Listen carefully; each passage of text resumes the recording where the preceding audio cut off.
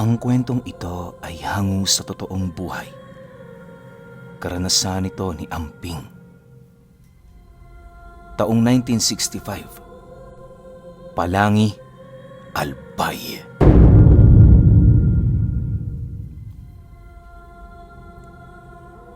Itong mga panahong ito, kasalukuyang nagbabantay sa taniman ng kape itong si Amping.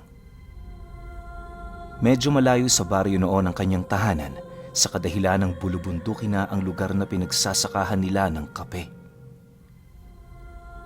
Sa edad niyang 22 taong gulang, nasanay na siyang mag-isa. Sa katunayan, walang nakakaalam kung saan nagmula itong si Amping o kung sino ang kanyang totoong mga magulang. Ayon sa nakapulot sa kanya, natagpuan siya nito sa harap ng bahay nila noong mga nasa 2 buwang gulang na sanggol pa lamang siya. Inakala na lamang ng mga itong hindi na siya kayang buhayin ng mga magulang niya, kung kaya't nagpasyayong siya ay abandonahin sa mga taong hindi nabiyayaan ng supling. Bagaman masalimuot ang kanyang pinagdaanan, pinilit niyang magpakatatag para sa kanyang sarili. Nang dumating na sa puntong nagkaedad na siya, nagpasya na siyang bumukod sa pamilyang nag-alaga sa kanya para hanapin ang kanyang sarili at subukang buhayin ito sa parang alam niya. Sa loob ng higit 2 taong pagbabantay ni Amping ng kape, wala namang nangyaring kakaiba sa bundok. Sanay na siya doong mag-isa na para bang ang pakiramdam niya, hawak niya ang lahat ng lupang sakop niya. Ni katiting na pagpaparamdam ng kahit na anong nilalang sa kanya ay wala siyang napapansin na tila bang kusa itong lumilihis ng landas kapag naaamoy ng mga ito ang kanyang presensya. Bagaman wala siyang alam pagdating sa lihim na karunungan, labis naman siyang nagtataka, lalo pat pakiramdam niya talaga, pinangingilagan siya. May mga pagkakataon ding mismong ang mga nagbabalat kayong nilalang sa kanilang baryo ay napaluhod sa kanya noong mga panahong sinubukan niyang kausapin ito. Sa bawat araw na dumaraan, nararamdaman niyang malapit na niyang matuklasan ang kanyang tunay na pagkatao. Mahirap mang sabihin pero may kutob siyang hindi lang ang kanyang kaluluwa ang nanananahan sa kanyang katawan. Paulit-ulit naman niyang binabaling sa ibang bagay ang palaisipang yon sa kabila ng mga tinig na kanyang naririnig sa kanyang kalooban. Isang araw, nasipat ni Amping na marami ng bunga ang mga kapeng kanyang binabantayan. Hudyat na yon para sa kanya upang bumaba ng baryo nang sa gayoy magawa niya itong maipaalam sa kanyang among pinagsisilbihan. Habang hindi pa sumasapit ang 9:00 ng umaga, minabuti na niyang bumaba ng bundok. Sa pagdating niya sa baryo, bumungad sa kanya ang napakaraming taong abalang-abala sa pamimili. Hindi naman niya pinansin ang mga ito, lalo pat sanay na siyang makakita ng ganoong sitwasyon kapag araw ng Huwebes at Sabado. Saudan kasi ang mga araw na yon, na kung saan sa iba't ibang panig ng Palangi, nagtitipon ang mga may-ani ng gulay at iba pang mga paninindang mapapakinabangan. Habang binabagtas niya ang daan, marami naman siyang nakikitang kakaibang tao sa paligid. Ang iilan sa mga ito, nakikisabay din sa pagtitinda ng mga gulay na kung saan nagbabalat kayo ang mga ito bilang mga ordinaryong tao. Ayon kay Amping, na noong mismong araw na yon, nakakita siya ng isang lalaking nababalot ng benda ang pagmumuka at kasabay nito ang pagsilay niya sa pakpak nito na merong napakaraming mga mata. Ang itinitinda ng nilalang na yon, mga uri ng uod, kung saan ang paningin dito ng karaniwan ay mga prutas at kulay. Dala ng kuryosidad noon ni Amping sa kanyang nakita, sinubukan niya yung lapitan upang kausapin. Paglapit niya dito, laking gulat na lamang niya nang biglang hubari ng lalaking yon ang benda nito sa pagmumuka at kasabay nito ang dahan-dahan nitong pagtira pa sa kanyang harapan. Maraming salamat at nagawa niyong mapansin ang hamak na tulad ko. Sabihin ho ninyo, ano ho ang kailangan niyo sa akin? Wika ng nilalang habang nakapatira pa sa kanyang harapan. Nang marinig naman niya ang sinabi nito, napaisip naman siya ng malalim sa kadahilanang hindi niya inaakala na yon ang kanyang maririnig sa nilalang na yon. Makalipas lamang ang ilang minuto, sinubukan niya na yung tanungin kung bakit labis-labis na lamang na pagpupuri ang ginagawa nito sa kanya. Matapos namang mapag-alaman ng nilalang na yon ang kanyang katanungan, tumitig sa kanya ang mga pakpak nito na merong mga mata habang sumasagot ng, Kung ikalulugod ninyo, bibisita ko mamayang gabi sa bahay ninyo. Doon ko isasalaysay kung sino kayo at kung ano ang pinanghahawakan nyo sa lupang ito. Ngunit bago ko magawa ang bagay na yan, kung mamarapatin nyo sana, bigyan nyo ng babala ang mga kasama ko ditong naghahangad din kayong makausap. Papatayin nila ako dahil sa inggit sa oras na umalis kayo dito nang walang binibitawang kataga. Pasensya na kayo kamahalan sa kapangasang pabor na aking ipinagtapat. Matapos nitong makapag-wika, nanginig ang buong katawan nito na parabang takot na takot yung marinig ang sasabihin ni Amping. Dahil sa wala naman siyang ideya kung ano ang sinasabi ng nilalang, nagpasya siyang sumang-ayon sa nais nito. Bago siya umalis ng saudan, pabulong niyang kinausap ang mga kasama nitong nilalang na huwag nilang gagalawin ang kanyang nakausap hanggat hindi niya iniuutos. Bagaman pakiramdam niyang weirdo ang kanyang ginagawa, nagpasya siyang sundin ito, alinsunod sa pabor ng kanyang nakausap. Nang maisakatuparan na niya ang bagay na yon, dali-dali naman siyang umalis para puntahan ang kanyang amo. Habang lumalayo siya sa saudan, kitang-kita niya ang pagsamba ng nilalang sa kanya na parabang nagbibigay-pugay ito dahil sa kanyang ginawa. Sa paglipas ng araw na yon, hindi pa man sumasapit ang 5:00 ng hapon, kasalukuyan ang nagpapahinga si Amping sa kanyang kubo.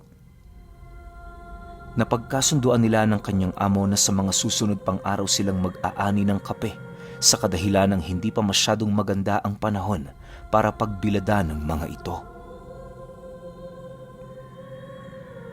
Sa pagtalikod ng araw sa kalupaan, paglubog pa lamang nito, laking gulat na lamang niya nang biglang lumitaw ang nilalang na nakausap niya sa kanyang harapan habang nananatiling nakaluhod.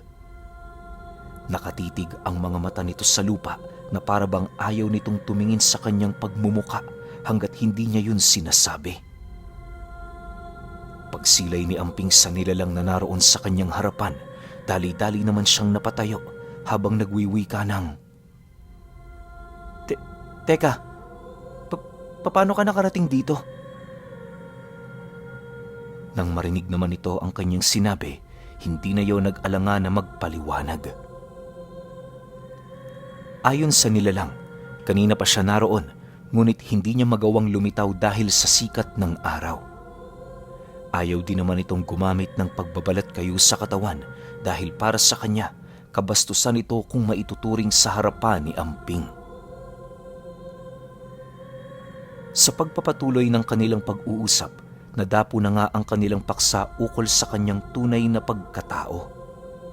Medyo pinagpapawisan na siya ng malagkit noong mga oras na yon, lalo pat pakiramdam niya, meron talagang kakaiba sa kanya. Makalipas lamang ang ilang minuto, doon na ipinagtapat ng nilalang kung sino siya at kung ano ang nagpa-espesyal sa kanya. Hindi lang ho kayo basta isang tao. Kayo ho ay isang demonyo na nagkatawang ordinaryong tao. Magmula noong bata kayo, umaaligid na kami sa inyo. Naghihintay kung sino sa amin ang mapipili. Lahat kami gumagawa ng paraan para makausap kayo. Ang iilan naming kasama, matagal nang namatay sapagkat sinubukan ng mga itong puwersahang lumapit sa inyo. Nasa paniniwala namin kagalang-galang na Amping, hindi kami makakalapit sa inyo o makakausap kayo hanggat wala kaming pahintulot na natatanggap. Kapag ginawa namin ang bagay na yan, babalutin ng sumpa ang aming katawan na siyang magdudulot ng wakas ng aming mga buhay. Kami ang mga uri ng nilalang na hindi namamatay kung hindi papatayin. Buong buhay namin, nagsisilbi kaming mga mata at tenga ng mga katulad niyong may dugong bughaw na umahon galing sa ating kaharian. Paliwanag ng nilalang. Dagdag pa nito na ang lahat ng kapangyarihan ng kaliwa sa mundong kanyang kinagagalawan ay walang bisa sa kanya. Kahit ilang beses man siyang kulamin o hindi naman kaya'y barangin, kusa lang itong babalik sa taong nangahas na siya ay lapatan ng karamdaman. Naniniwala din ang nilalang marami pang abilidad itong si Amping na magagawa niyang matuklasan sa paglipas pa ng panahon. May kakayahan din siyang payabungin ang anumang puno o halaman sa kanyang paligid, depende sa mga bagay na kanyang iniisip. Upang mapatunayan ang lahat ng mga bagay na inilahad nito sa kanya, nagpa siya ang nilalang na subukan ang kakayahan niya. Matapos naman itong marinig ni Amping, wala naman siyang nagawa kundi ang sumang-ayon. Ayon sa nilalang, para maisakatuparan ang mga bagay na nais niya, kinakailangan niya lamang na isipin at maniwala dito. Kapag nagawa na niya ito, hawakan niya ang bagay na kanyang iniisip upang maisakatuparan dito ang kanyang nais. Dahil sa sinabi nito, hindi na nga nag-alangan pang gawin yon ni Amping sa harapan mismo ng nilalang. Paghawak niya noon sa durug-durug na bunga ng kape, inisip niyang maging isang ginto ito. Maniwala kayo o hindi, matapos niyang isipin ang bagay na yon, bumungad sa kanya ang loob ng garapon na punong-puno ng mga ginto. Dahil sa pangyayaring yon, halos maglulundag naman sa tuwa itong si Amping. Hindi siya makapaniwala na totoo nga ang lahat ng abilidad na inilahad sa kanya ng nilalang. Makalipas lamang ang ilang oras, nagpaalam na sa kanya ang nilalang na yon. Naniniwala kasi ito, tapos na ang kanyang trabaho sa pinagsisilbihan niyang demonyo. Subalit bago niya tuluyang malisan ang tahanan ni Amping, bigla naman siyang natigilan nang hawakan siya nito sa balikat habang nagwiwika ng, "Magmula ngayon, ikaw na ang aking maharlikang tagapagbantay. Walang makakagalaw sa'yo, kahit na sino." Nang marinig ito ng nilalang, tila bang nawala na ito ng gana na umalis sa kanyang tahanan. Ang ginawa nito, magmakaawa sa kanya na kung maaari doon na lamang din siya tumira. Hindi naman yun pinigilan ni Amping, lalo pat napag-isip-isip din niya na pabor sa kanya ang ganoong sitwasyon. Sa paglipas ng mga araw, napakaraming itinuro sa kanya ng nilalang na yon. Noong una, napakahalaga pa sa kanya ng ginto at mga salaping nagagawa niya, subalit nang mapagtanto niyang hindi mahalaga ang mga ito, hindi niya na yun pinagkainteresan pang hilingin. Upang manatili din siya sa kanyang tahanan ng hindi pinapaalis ng kanyang amo, inutusan niya yung ibigay sa kanya ang lupang yon nang sa gayoy wala na itong kapangyarihan sa lugar na kanyang pinanananahan. Hindi naman nakapalag sa kanya ang may-ari ng lupa, gawa ng para lang itong isang sunod-sunurang nilalang na sumang-ayon sa lahat ng kanyang naiisip na gawin. Isang hapon, nagpasya si Amping na mag-ikot-ikot sa baryo. May nasagap kasi siya noong balita mula sa kanyang tagapayo ukol sa isang manlalasong nagpapakalat ng sakit sa kabuuan ng lugar. May balita din siyang nakapatay na din ito ng albularyo, kaya na may nagpasya siyang pigilan na ang masasabang gawain ito sa lalong madaling panahon. Habang binabagtas niya ang daan, dumapo sa kanyang harapan ang gabay niyang nilalang. Bumulong ito sa kanya ukol sa mga nalaman nitong detalye sa manlalason. Kagalang-galang na Amping, mukhang hindi ho ordinaryong manlalason ng inyong bibisitahin. Nasisiguro ko, may dugo siya ng mananambal at gabunan. Subalit gayon paman, hindi naman ho ko nababahala. Sa mundong ito, anghel lang ang papantay sa inyo. At anghel lang din ang maaaring kumitil ng inyong buhay. Wika ng nilalang habang nakaluhod sa kanyang harapan. Nang marinig naman ito ni Amping, ngumiti lang naman ito habang sumasagot sa nilalang ng, "Hayaan mo lang, makikipag-usap lang naman tayo eh. Kung maaari, nais kong idaan ito sa maayos na pag-uusap. Pero kung magmamatigas siya, wala na tayong magagawa." Sa pagdating nila sa baryo, agad naman niyang naamoy ang presensya ng manlalason. Sinundan niya yon ng sinundan hanggang sa hindi naglaon dinala siya nito sa isang bahay na halos hindi mo iisiping merong nakatirang tao. Paglapit niya sa entradang pinto, agad naman siyang kumatok at kasabay nito ang pagbungad ng isang matandang lalaki sa kanyang harapan. Dali-dali siya nitong pinapasok sa loob na parabang inaasahan na nito ang kanyang pagdating. Pagsarado ng pinto, inabutan siya nito ng isang basong tubig na siya namang dali-dali niyang ininom. Habang pinagmamasdan niya ang matanda, napapansin niyang hindi ito gaanong makatingin sa kanya na parabang nangingilag. "Bakit hindi mo nilagyan ng laso ng aking inumin? Maaari bang malaman kung bakit?" tanong ni Amping sa matanda. Nang marinig naman yon ng manlalason, dahan-dahan itong tumitig sa kanyang leeg habang sumasagot ng, "Kahit sang katutak na laso ng ilagay ko dyan, hindi naman ho kayo niyan maaapektuhan. Mataas ho ang paggalang ko sa inyo, kaya hinding-hindi ako mangangahas na kayo'y lasunin. Inaasahan ko na din ang pagpunta nyo rito, kaya nakahanda ho akong magpaliwanag sa inyo kung yun ay nais ninyo."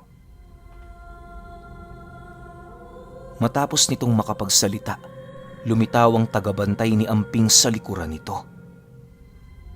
Sa pagpapatuloy ng kanilang pag-uusap, doon niya napag-alaman na kaya lang naman pala nagpapakalat ng laso ng matandang yun sa baryo ay nais nitong gantihan ang mambabarang na pumatay sa kanyang pamangkin. Inilahad din ito sa kanya na ang mga taong kanyang pinaslang ay katulad din niyang hindi mga ordinaryo. Ang albularyong nabalitaan niya noong pinatay nito ay isa ding aswang na nagpapanggap bilang mananampal. Dagdag pa nito na naniniwala siya na sapat na ang kanyang rason para patayin ang mga nilalang na yon. Dahil sa sinabi nito, agad namang inutusan ni Amping ang kanyang tagapagbantay na ipatawag ang lahat ng nilalang na sangkot sa kaguluhan.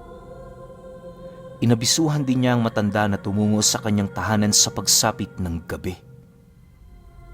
Matapos ang kanilang pag-uusap, agad namang umalis si Amping para bumalik na sa kanyang tahanan. Nasisiguro naman niyang tutungo ang mga ito dahil alam niya sa kanyang sarili na ni minsan hindi pa napapatid ang kanyang utos. Sa pagbalik niya sa bahay nila, naghintay na lamang siya ng ilang oras para sa pagdating ng mga nilalang na sangkot sa kaguluhan. Pagtalikod ng araw sa kalupaan, nasipat niya ang matandang naglalakad, bitbit ang mga bayong nitong punong-puno ng mga gamit panlason. Pagpasok nito sa kanyang bakuran, paisa-isa na din niyang nasipat ang mga taong sangkot sa kaguluhan. Nang matipon na niya ang mga ito, bumungad sa kanya ang iba't ibang presensya ng mga nilalang. May mga manlalason, aswang, sigbin, at kung ano-ano pang presensyang tinatangan ng mga ito. Habang binabalot ng katahimikan ng paligid, dahan-dahan naman yung binasag ni Amping sa pamamagitan ng pagpapahintulot sa kabilang panig na makapagpaliwanag. Subalit sa hindi inaasahang pagkakataon, habang nagsasalita ang mga ito, napansin niyang parang hindi yun seryoso. Walang sabi-sabi, agad naman siyang tumayo at kasabay nito ang pagbalot ng dilim sa kanyang mga mata. Pagsalita niya, rinig na rinig ng mga nilalang sa lugar ang animoy pinaghalo-halong boses ng matanda na nanggagaling sa kanyang bunganga. Bagaman hindi pa tapos sa pagpapaliwanag ang kalaban ng matandang manlalason, napilitan na siyang ipataw dito ang kanyang parusa. Nabasa niya kasi sa isipan ng mga ito na maging siya ay pinagtatawanan ng mga nilalang ngayon sa kaloob-looban nila. Dahil sa pangyayari, nagpumilit namang tumakas ang mga nilalang, subalit pag-uwi ka ni Amping na tumigil, bigla na lamang tumigil ang mga ito sa pagtakbo papalayo. Paisa-isa niyang nilapitan ng mga nilalang ngayon habang nagwiwi ka ng, "Masyado niyong minamaliit ang kakayahan ko. Hindi niyo ba alam na sa aking harapan walang nakakakubling kaisipang hindi ko magugustuhan? Kita ko ang inyong mga pakay, kahit anong lalim ang pagtatago niyo rito." Matapos niyang makapagsalita, pinulungan niya ang isa sa mga lalaking malapit sa kanya na merong kakayahang maihahalin tulad mo sa isang sigbin. Pagbulong niya ditong patayin ang sarili nito sa pamamagitan ng hindi paghinga, bigla naman yung napahawak sa kanyang leeg na para bang mismong ang katawan nito ang sumunod sa utos ni Amping. Sa isang iglap, bumagsak ang katawan nito sa lupa habang pinipilit ang kanyang sarili na magpasok ng hangin sa kanyang sistema. Hindi naglaon, namutla na ang nilalang na yon hanggang sa dumating ang puntong tuluyan na yung tumigil sa paggalaw. Paglapit naman niya sa iba pa nitong kasama, inutusan niya ang mga itong gumawa ng malalim na hukay na siyang pagbabauna ng kanilang mga katawan. Matapos siyang marinig ng mga nilalang, dali-dali naman yung nagpalit anyo para sundin ang kanyang iniutos. Habang naghuhukay sa kanyang bakuran ang mga nilalang, rinig na rinig niya ang pag-iyak ng mga ito na para bang doon pa lamang nila naisipang magsisi sa lahat ng kasalanang kanilang ginawa. Lumipas pa ang ilang minuto, paisa-isa nang nagpahulog ang mga nilalang sa hukay at kasabay nito ang pagtapon ng isa sa kanilang mga kasama na napag-utusan niya. Matapos may isa katuparan ng nilalang na natira ang kanyang binabalak, agad din naman yung lumapit sa kanya habang dahan-dahang lumuluhod. Pagsilay ni Amping sa nilalang na yon, inabutan niya yon ng lubid at kasabay nito ang pagbulong niya dito ng, "Pumasok ka sa kaloob-looban ng gubat na iyong mahanap. Pagdating mo doon, ibigti mo yung sarili sa puno ng akasya. Lakad na." Nang marinig naman yon ng nilalang, dali-dali naman itong naglakad papalayo sa kanyang tahanan. Nang silang tatlo na lamang ang natira, inakala naman ng matanda na ligtas na siya. Subalit sa paglapit sa kanya ni Amping, inutusan siya nitong inumin ang lahat ng lasong dala niya sa kasunduang kapag nakaligtas siya, malaya na siya. Matapos nitong makapagbigay ng utos sa matandang manlalason, harap-harapan nitong nilagok ang lahat ng mapaminsalang lason na dala-dala nito. Pagkaubos ng matandang yun sa lasong dala niya, bigla namang lumitaw ang anyo ng aswang na tinatangan nito na parabang naghahangad na kumawala. Pagsilay ng matanda sa kinaroroonan ni Amping, buong lakas naman yung sumugod at kasabay nito ang walang habas nitong pag-unday ng saksak sa kanyang katawan na sinasabayan ng mga paglapa at pagkalmot sa kanyang muka. Hinayaan lang naman ito ni Amping sa kadahilan ng alam niya sa kanyang sarili na wala nang magagawa ang nilalang na yon. Matapos nitong umatake, nilawayan lang naman niya yon sa sintido na siyang naging sanhi ng mabilisang pagkamatay nito. Nang masipat naman yon ng nilalang na kanyang tagapayo, agad nitong hinila papalayo ang walang buhay na katawan ng matanda. Sa pagbalik ng katahimikan sa paligid, minabuti ni Amping na pumasok na sa kanyang silid para magpahinga. Magmula noong natapos ang insidenteng yon, pinili na lamang niyang mabuhay ng mapayapa. Bagaman malayo siya sa baryo, nagagawa niya pa ring mapatawag ang mga aswang at iba pang mga nilalang na nakakagawa ng pagkakasala sa mga ordinaryong tao. Pero alam niyo ba, na sa paglipas pa ng mahabang panahon, patuloy pa ring iniisip ni Amping kung ano ang kahalagahan ng buhay niya sa mundong ating kinagagalawan at kung ano ang kanyang misyon sa ating mundo bilang isang demonyong nagkatawang tao. Sa pagtagal rin ng panahon, hindi niya rin nasubukan ang buong potensyal ng kanyang lakas na sinasabi ng kanyang tagapayo na ang tinataglay niyang kakayahan ay katumbas ng isang anghel.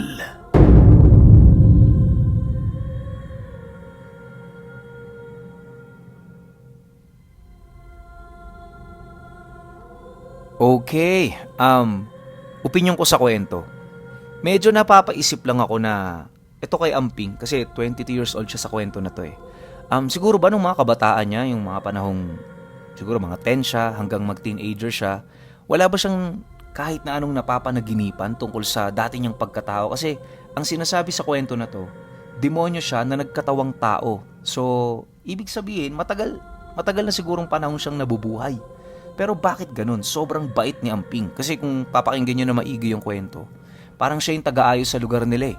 Kapag nababalitaan niya na aswang o manlalason yung dahilan kung bakit namamatay yung mga tao, pinapatawag niya yun para parusahan. Pero, demonyo siya na nagkatawang tao. So, hindi ko lang mapag-connect kung bakit, di ba? At saka, yung katumbas ng isang anghel, sobrang lakas na ito. Kasi isipin niyo, inuutusan niya lang yung mga nilalang na nasa kaliwa, tapos sumusunod ka agad sa kanya. Ganong katindi yung impluwensya nito ni Amping. Ang tanong lang, anong klase siyang demonyo? Tsaka, totoo ba talaga nakatumbas niya isang anghel? Kasi alam naman natin lahat na pagdating sa kanan, isa sa malalakas talaga yung mga anghel eh. Kumbaga, lagpas diwata na yan eh, di ba? Tingnan nyo na lang si Lolo Ruben. Ano ba yung gabay niya? Well, general na anghel yun. Sobrang lakas na nun. Pero yung, kahit sabihin nating ordinaryong anghel, mas nakakaangat pa rin sila. So, ganito katindi tong demonyo na to. Ano kayang lahi o tawag sa kanya? Well, wala tayong idea kasi isang kwento lang. Pero kayo, kung may opinion kayo sa kwentong ito, comment nyo lang sa baba. Yun lang. Hanggang sa susunod na kwento. Salamat.